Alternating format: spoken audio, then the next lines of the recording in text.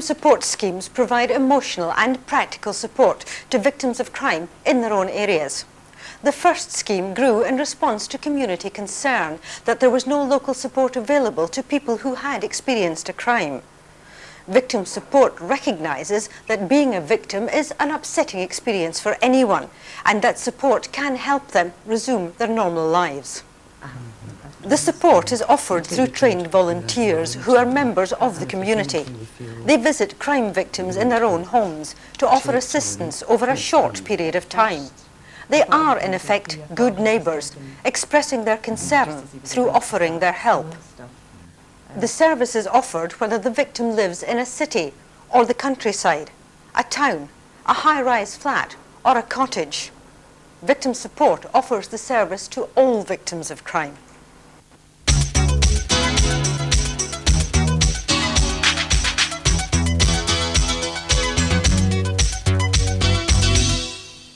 Victim support schemes make a unique contribution to assisting victims of crime through providing a swift, sensitive and personal contact with the victim, with the emphasis on restoring their confidence.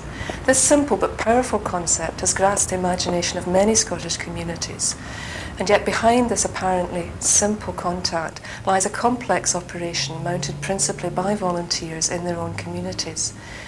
There is also here a unique partnership in play where local police and social work departments are collaborating with the scheme to ensure that resources are maximised and that as many victims as possible receive a high quality service.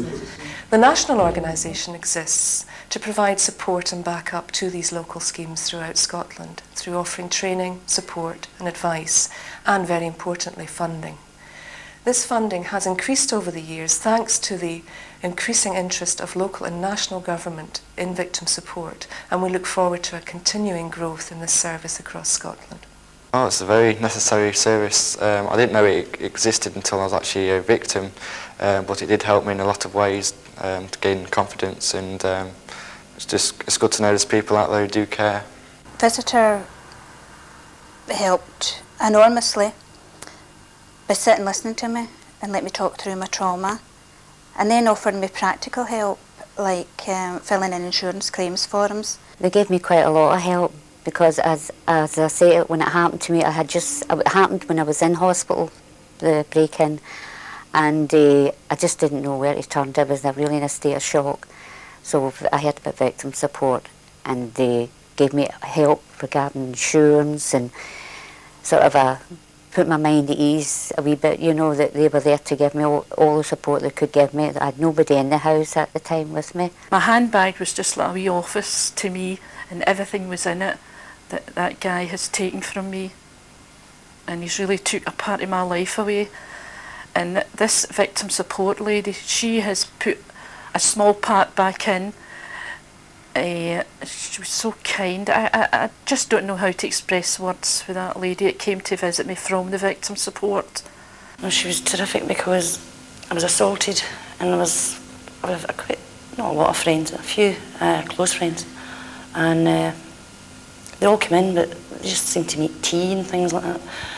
And I mean, my brain had totally switched off, in turmoil, emotionally, physically, and Patricia appeared. And I'd never heard of victim support, and she helped me through it because it's your pain at the time. I mean, you can have been through it, but it's your pain at the time, it's your turmoil, and it doesn't matter how many people say I know how you feel or whatever. At that point in time, you're the only person that feels that, and I could relate to her. As you know, what friends say, oh, it must be terrible. She knew exactly what I was feeling. And I could tell her enough, you know, stupid or, I felt humiliated and vulnerable as it was. But she gave me a strength to talk to everything through. She listened, and I mean listened, because I think I went on for about 2.5 hours one day, and her poor head must have been whirling, but she listened, which was absolutely super. And it was just something that you needed. She gave me the strength to get through it. It was affected in a lot of ways. I was scared to go out, I was scared of gangs, I was scared of people touching my face, I was just basically scared of people, and my parents used to walk me to school, bring me back home, and I would never go out by myself. I always wanted somebody with me, and everybody used to poke fun with me because of that.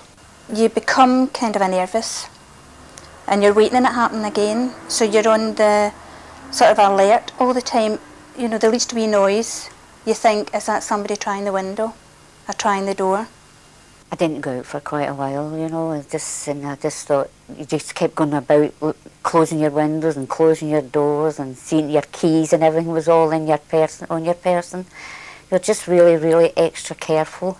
I'll never be the same. I just feel all shaky. Every time I go out to even empty the rubbish or anything down the chute, I'm so aware I can't get back into my house quick enough. And then I just won't go out myself. Just won't. I keep phoning my daughter to come up and take me out. I felt very, very, very small, weak, vulnerable, stupid and humiliated, every human emotion. Then I felt anger and hate and the things I thought about I did not think I was capable of. It did pass right enough, but at that time, you can't think anything else about that night.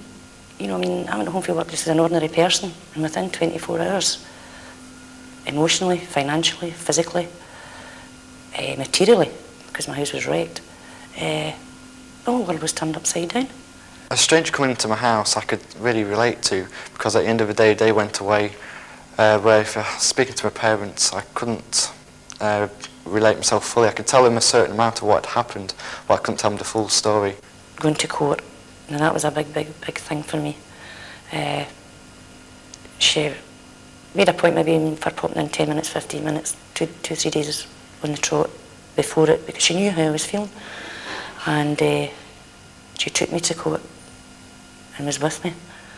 And it was great, you know, because I didn't know nothing about courts, what was going to happen, what a reaction would be, and it was just, that was a big, big thing. And she'd explained to me before we went what the procedure was. These people come in, as I say, and they listen to you and they tell you that whatever that you tell them is in complete confidence. And then you trust them.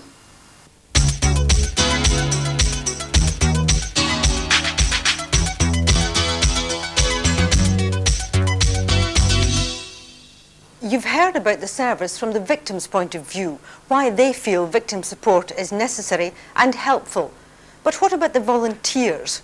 Why are they involved and how do they feel? I became involved because I was a victim. I was burgled and someone from victim support came to see me. And I reckoned I couldn't find anything more worthwhile to do with my spare time. I'm asked to visit people in their own homes on a one-to-one basis and to do my best to help them to contact the people that they need to get repairs, to communicate with insurance companies, to make claims for compensation, all these sort of things. Just generally to be as helpful as I can. It's very rewarding because when I first heard of it, I thought I would like to do it because it would be of use to someone, you know. And the more I heard about it, you know, I mean, I had the training, I went and joined, I had the training, and the training was very good.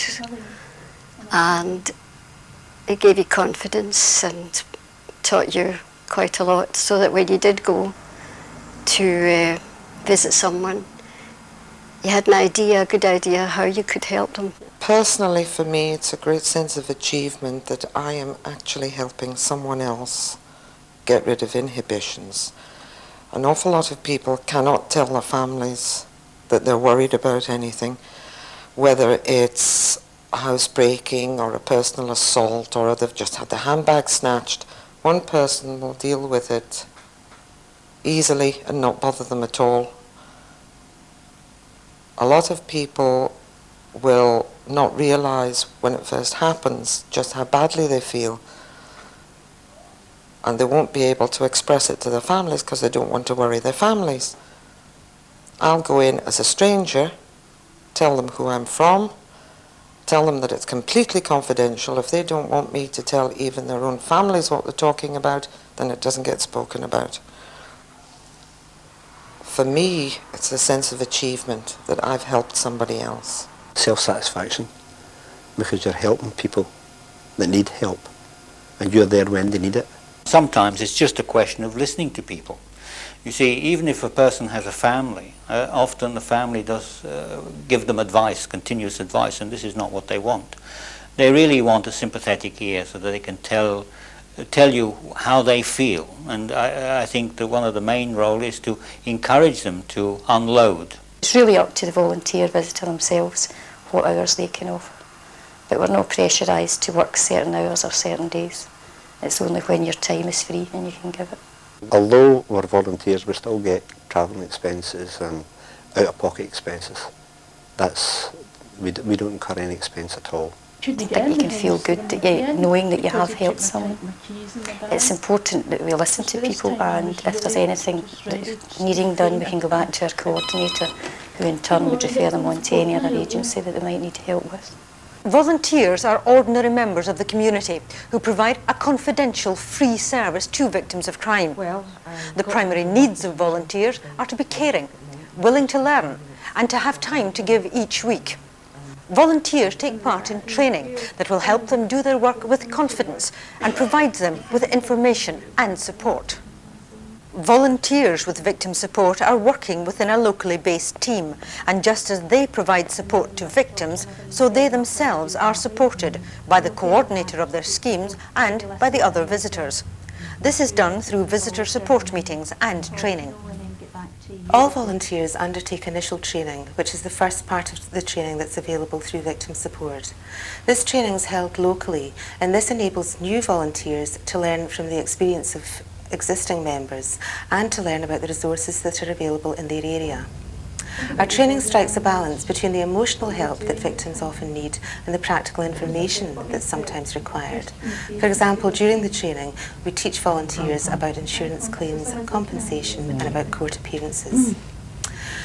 Often it's a listening ear that's needed by victims, and that's all that they require. So that's where the personal response is so vital. We train our volunteers through use of role play and case studies to develop their communication skills in order to be able to provide the kind of service that victims need. Each victim is an individual and will deal with the effects of crime in their own individual way. We train our volunteers to be flexible and adaptable so that they're able to meet each individual's needs as they come across them, and to help victims of crime in their area.